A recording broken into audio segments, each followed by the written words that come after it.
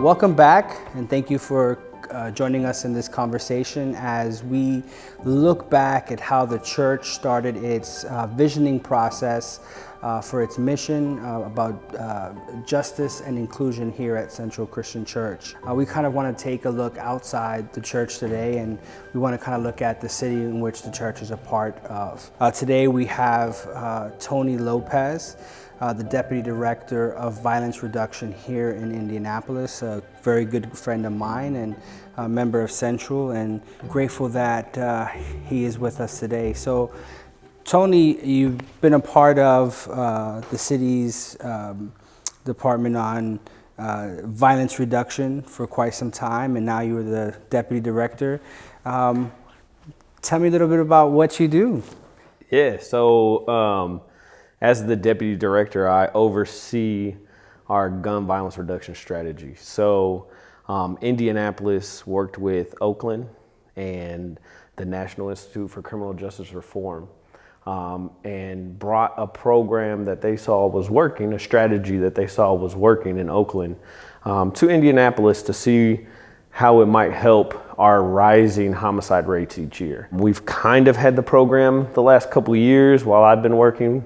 But this year we were able to get American Rescue Plan dollars. And so we were able to grow our program from about 6 people or so to 50 people. And so as the Deputy Director, I oversee the whole strategy, make sure that the strategy is running correctly on every level, from the boots on the ground individuals that we have out in the streets, to our life coaches that we have, working with fellows that we bring into the program, and then also to the budget and, the politics and that side of things.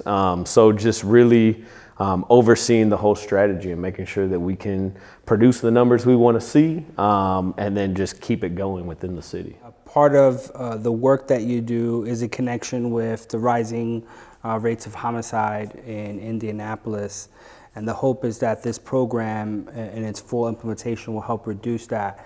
Kind of talks about what the boots on the ground do in the communities here in Indianapolis to kind of find a better way to lower the gun violence in our city. With the strategy as a whole, we focus on those individuals that are at very high risk of being the victim or a perpetrator of gun violence, and sometimes both.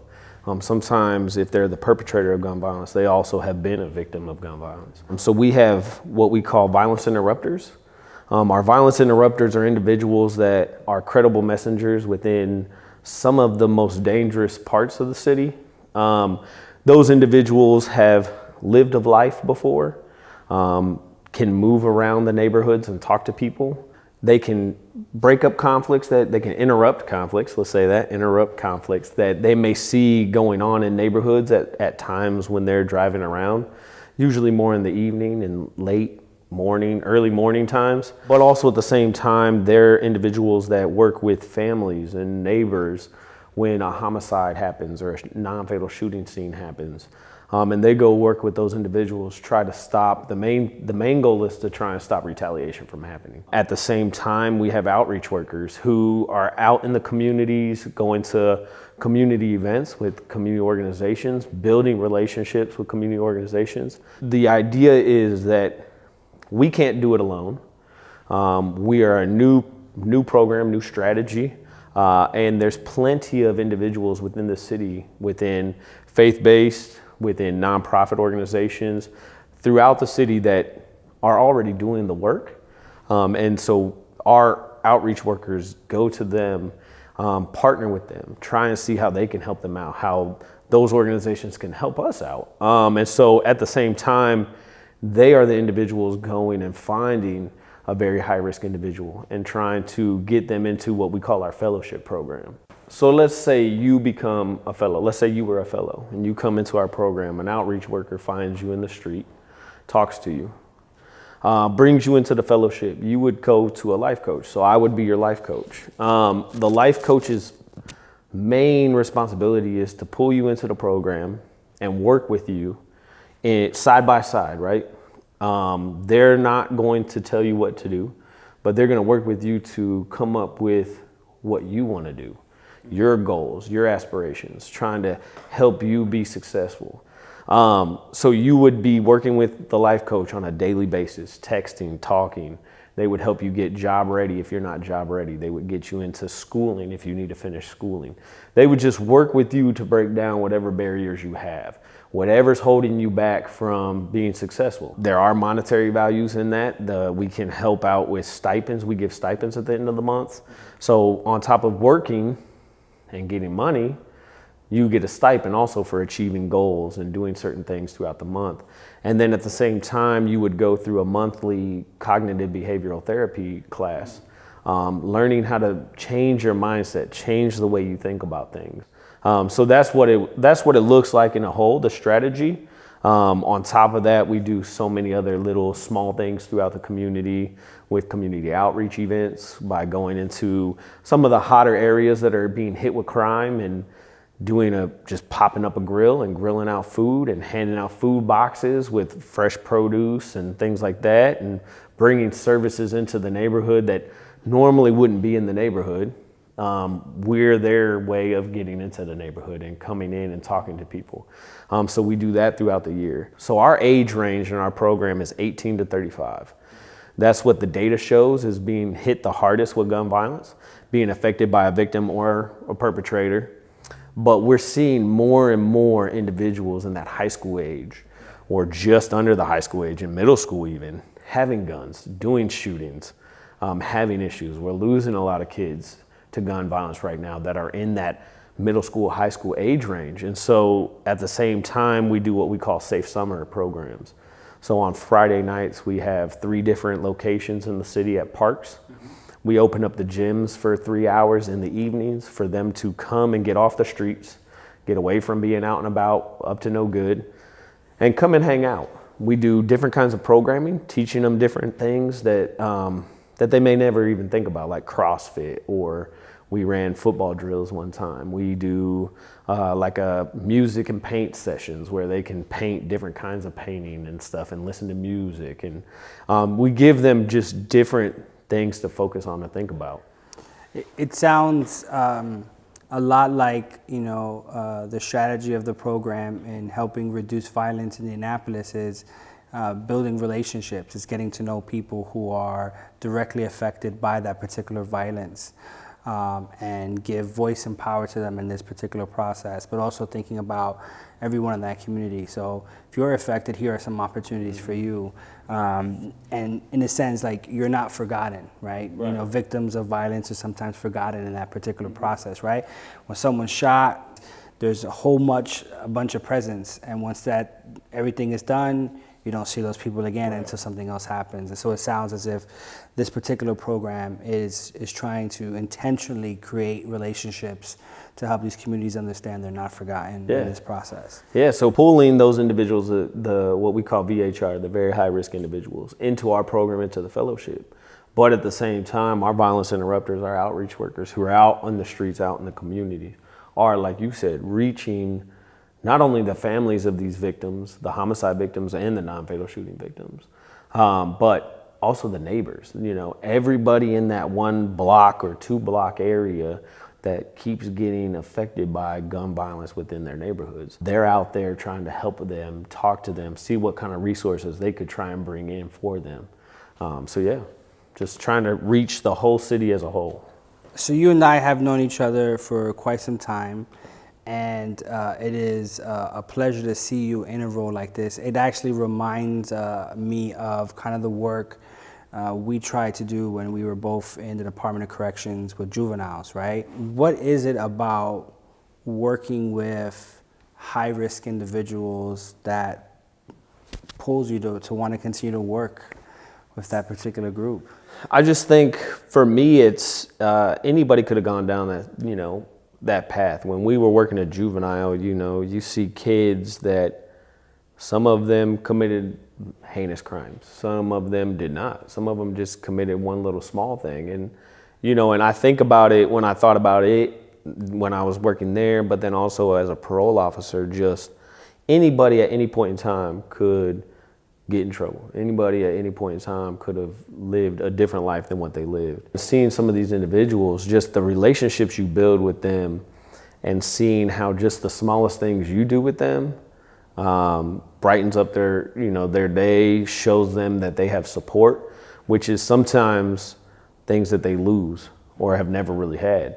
And so seeing that, just the more and more you do it, the more and more you feel how much you're really helping individuals. I was born and raised here in Indianapolis and left for a little bit for college, but came back. And to me, I love the city enough that I want to help the community out as much as I can. Doing this work before being the deputy director was, a dream. It was something that I thought about doing, but never really thought about doing at the same time. Yeah. I stayed in a reentry realm, helping individuals get their life back. And I think through that passion and seeing how people were affected, but at the same time, how much they enjoyed and appreciated the help to get back on their feet, and not knowing certain ways on how to get back on their feet, but then learning. Getting into this realm of violence reduction, it just allows me to really get out and talk to anybody and everybody in the community. So one of the things as I listen to you talk about in your journey from where you started to where you are now, and I think about the people that you have worked with, I think about how sometimes people of faith don't always give those who are being re-entered into the society the benefit of the doubt of their mistakes. And many times as society, we continuously punish people long term, right? Yeah. Hey, you went to jail, that's your crime, and then you're out and you're saying, well, you have a past, I really don't necessarily want to deal with you. And I think, churches have a strong role, in my opinion, in helping people reintegrate back into society and to have a sense of community to that. So as I listen to the work that you are doing and the things that lead you to that, my question is, how does a place like Central, how do churches like Central, become partners or participate in the role of helping reduce violence in the city? So like, as we think about justice and inclusion, it isn't just, let's just do this and this. Like, how do we help? How do we connect with you and your department in that work and in that role? You think about help and where you can get help from and how it and what it looks like and everything. I think there's many different levels, right? There's just boots on the ground levels when we go out to communities and we do community outreach events, or we go out and canvas and talk to neighborhoods after they've been riddled with gun violence and homicides. Having individuals come out and work side by side with our outreach workers and talking to neighbors and talking to communities. I think that just helps show support and faith. You would be surprised, I'm always surprised with how many people would like to have a prayer done right there with them, But really just getting out in the community and showing the community that you're there for them. Coming to community meetings that we do, talking about different things that you guys see or can provide or help out with, services that you guys may provide, things like that. And then a whole nother level is the political realm and just the community realm altogether, which is, to me, is a lot of people supporting and talking about the program, the strategy. We are working on being able to truly talk about the strategy out in the community, going to community neighborhood associations and stuff like that to truly get the word out about what we're doing. But it's always hard for us to truly get the support, get those individuals that support the programs, support the strategy that we're doing. But there's so many different levels to it, Yeah, you need support, physical support. You need the voice support, right? People need to realize that this is actually something that's happening, that's being implemented, and it isn't necessarily to benefit you personally, but it's actually because the ultimate goal of your role is to reduce violence, right? Right. And as you mentioned before in the start, it isn't something that you can do alone or your influencers can do alone. You need the whole of the community to support those kinds of things. And I think at the same time, like if you get with the support part, I mean, the ultimate goal, everybody, no matter what, faith-based, nonprofit, the goal is to stop gun violence. We're all tired of seeing individuals from all ranges of ages dying to gun violence in our city. I mean, last year we saw the highest number of homicides in our city. Nowhere near what some cities were having, but it's still way too high. Seeing young individuals losing their lives and not even being able to live up to the potential of my age, our age, or our grandparents' ages. You know what I mean? It's like, I got you. I can't even imagine thinking about that. When you're in the heart of it and in the trenches doing the work and you see these young individuals, it's like, I would love to see you turn 60. Yeah. How do I help you manage that? How do I help you make that happen? Yeah. And to me, that's what everybody in the community feels. And that's what everybody in the community thinks about. It's really bringing that community together, faith-based community within churches talking with churches, partnerships that you might have with other churches, partnerships within denominations, all these different things. Coming together, talking about gun violence. If it was denominations that did it together, right? United Methodist, Baptist, Disciples of Christ, all having one strategy, which is reducing gun violence in the city or justice-involved situations, doing more justice stuff, bringing it together and talking about, hey, this is what's going on. Why can we not, come together and support everybody in one, strategy to get it going? Yeah. And sometimes that's hard. But I think everything you have mentioned today and the work that you and your department does in conjunction with the city of Indianapolis is for the benefit of all people, right? And just like the church's responsibility is what we teach, what we preach, what we're trying to provide isn't just for the benefits of us here, but it's the benefit of the whole community. So there's a shared interest, there's a shared commonality about the work that we're trying to do, and it's to end gun violence in Indianapolis. I think that's, I think it's doable. Yeah, right? I think it's doable to an extent. Yeah, I mean, there's always going to be, and I will say, there's always going to be gun violence, but to end as much as we can, end as much senseless loss that we have going on over just the small things, right?